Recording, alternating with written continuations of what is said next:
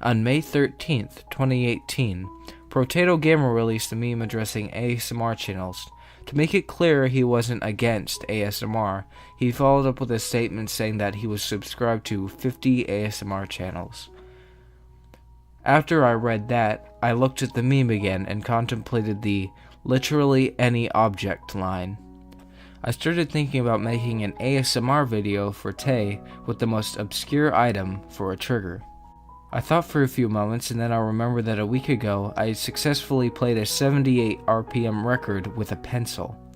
Before I go any further, I'd like to explain why I did this at all. A few months ago, I bought a stack of 78 RPM records for about $2 or $3. I guess the records were a little brittle, so when I cleaned them, they broke. And if you know records, you should know that if you play a record and it goes across that crack, it will damage the needle, which was sad obviously because I wanted to play back those songs, but I didn't want to risk my needle getting damaged. So then I came up with the idea thinking, well, needles are made out of metal. I wonder if a sewing needle would work. And that was the first thing I tried. It was this,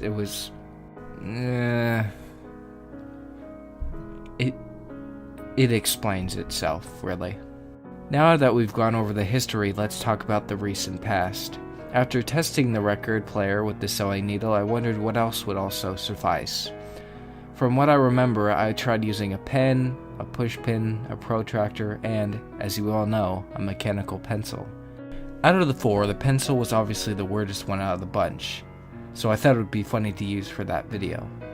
The video making process was quite simple. I recorded my audio in Audacity and then saved it as an MP3 file for later. The background footage is from Garry's Mod. I tried to make it look peaceful from a distance, but it was a lot darker if you were to look closer. For example, the boat that glides in the water has a dead body in it. There are chairs across from where the camera is on the beach in the background, and they're covered with blood, and there's a mug knocked over. That's the most crucial fact about this place. And the only other thing is just there's a lone raft, but nobody cares. It's a raft. There's nothing special about it. When playing back records with a pencil, I had one problem.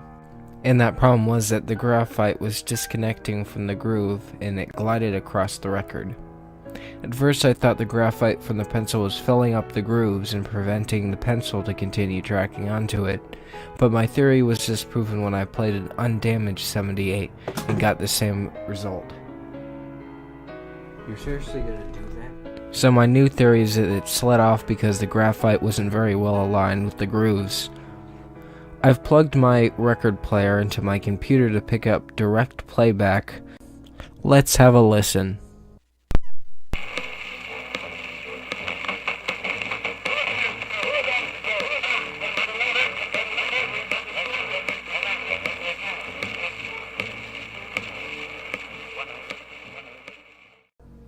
Now how about it's time we see what it sounds like when I use a push pin.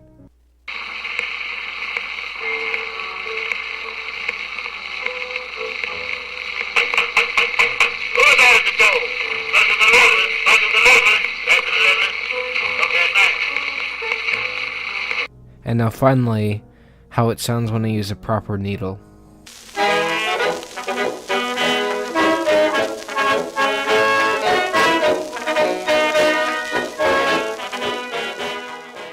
You can tell out of the three, the pencil sounds the absolute best. Well, that's it for the moment. As always, goodbye.